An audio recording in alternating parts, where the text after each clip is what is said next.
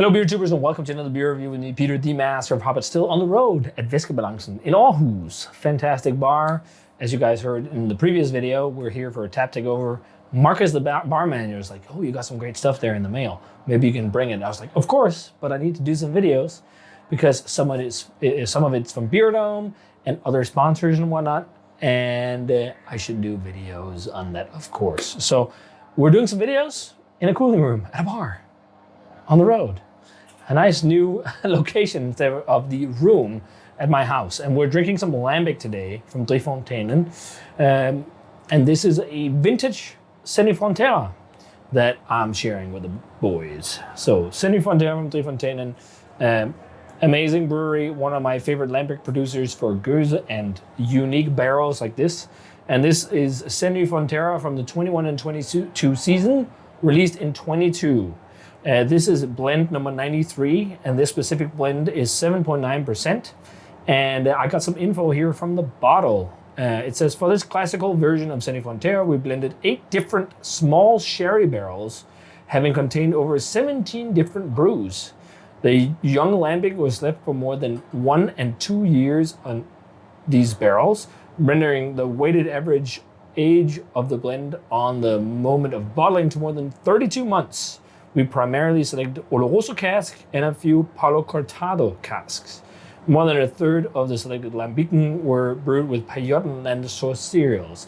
And this is part of the huge cereal collective they have at Fonteinen, where they work with farmers to use uniquely grown grains that were from the region. It's a very cool project. If you haven't heard of it, you can see my tour of Fonteinen, where they go into more detail about it, where they have this cereal collective to use very unique grains and grains that have been historic to Brabant and I think Brabant and what's the region? Pajottenland. I think maybe actually mainly Pajottenland, but unique grains that is grown locally in Belgium. So for me, Zenne y Frontera is the epitome of Lambic. I love the Zennes. This one has now been 3 years in the bottle.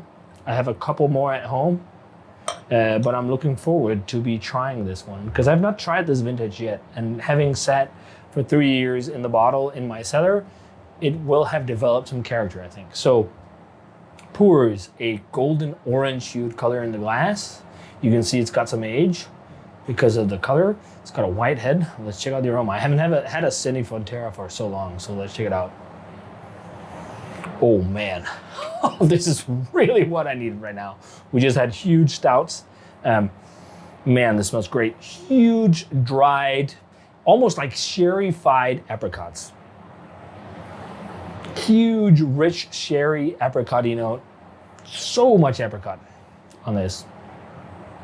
Saltiness, maybe even a hint of smokiness. Lots of saltiness, minerality. It smells really good. Really nice substantial funk and that like really drying,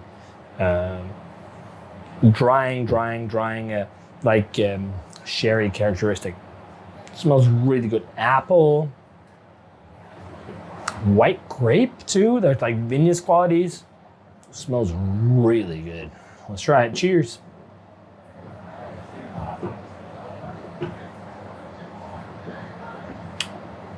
Wow. I love Zenne. That's really good. Man, what a beer to have after a stout. It's just like, it just invigorates your entire palate. It's so savory. Really savory, like salinity, lots of it. Loads of savory apricot to me. Drying sherry notes.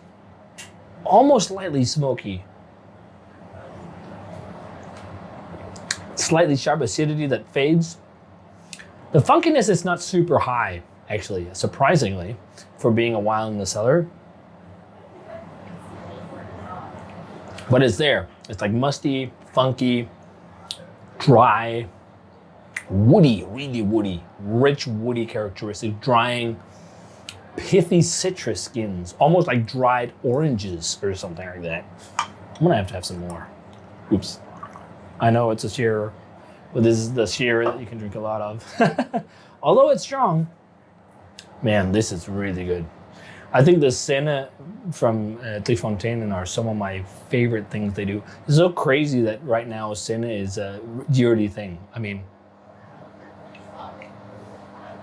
I've been lucky enough to try the second blend, which is one of the best lambics I've had, but this is fucking great. It has like appley notes, a red apple. It has the tannic structure of like skins of fruit, drying oak, salinity, savory nuances, leather, medium balanced funk. It's not like I actually expected it to be a bit more funky because I've had this for a long time. Like, I'm lucky to be able to store my lambic at around 12 degrees year round. So it's pretty good cellar temps.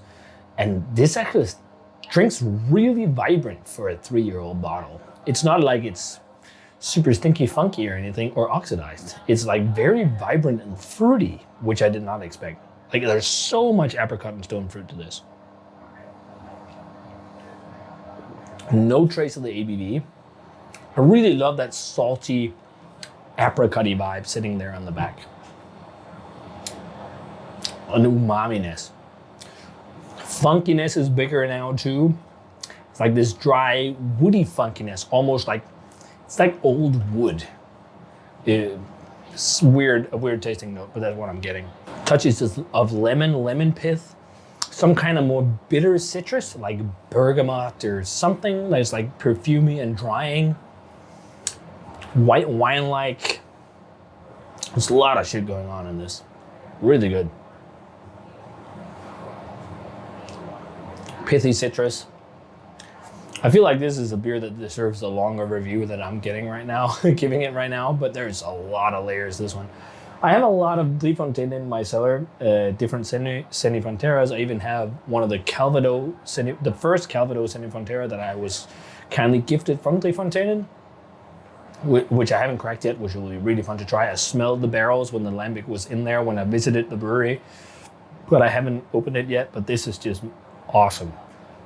This is the perfect beer to have right now in a tasting segment where we're trying barrel-aged beers, and you try something like this that just kind of uplifts your entire palate. That dryness, the fruitiness, the funkiness is really fun, great. But this is great. I would say world class. Like a massive 94 or a small 95, I think, for me. Maybe a small 94. I feel like the first time I tried Zenne, I was more amazed, and I've been more amazed by different batches, but it's margin. So yeah, I think maybe it's small 95. Like, it's some of the best sherry barrel-aged funky beer you can get. It's so fucking wondrous. There's so many layers, so much complexity, and it's like almost 8%, but the drinkability is of a 5% beer, which is outstanding. Really, really good. I love the salinity on this one too. Really puckers up your lips with that salty umami stuff, which I think is just due to the aging. Really fucking great. 22 vintage of Zenne, specifically blend 93. So yeah, Zenne y Frontera blend 93 from 22. Amazing. Get some if you can, guys. I think some of these vintage ones you can possibly find. Trading is dead with beer in general, but if you know someone that has bottles, get some, buy some. They're worth it. It's really good, and I think this will keep for a while. Also, like preserved lemons. Yeah, like dried preserved lemon. Really good. So if you guys had this one, 95 for me. If you had it, let me know. Really good stuff. As always, remember to comment, subscribe, check out the Facebook fan page, Twitter, all that social media stuff. I still say Twitter, it's X, I know. But also check out Væskebalancen in Aarhus and Copenhagen if you're there. Fantastic place. And if you had this one already, let me know what you thought of it. And I'm going to say cheers and see you guys in the beer review.